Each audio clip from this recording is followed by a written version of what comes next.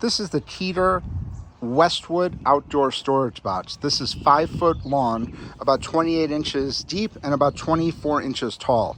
Went together really quick, very easy to put together. It probably took about 15 minutes.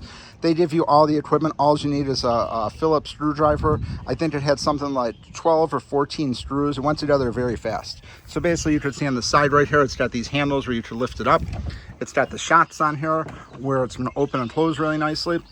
It's got this section right here for a lock, but overall very easy to put together. It does ship in a flat box. That's the box that it came in right there. Those are the instructions. So it is kind of a big box to move around, but once you open the box up, the panels are very light, very easy to build. Keter is a really great brand. This is probably the second deck box I've built by them, and it's always easy to do. What I like about these is it's the resin material, so it's not going to fade or anything like that with real wood. These things last a really long time, and they're very safe and secure. I'm going to say the thing probably weighs about 40 pounds. The box was about 50 pounds to move it around, but very easy to build, and I highly recommend these if you're looking for a new deck box. Again, this is the Keter Westwood 150 gallon deck box.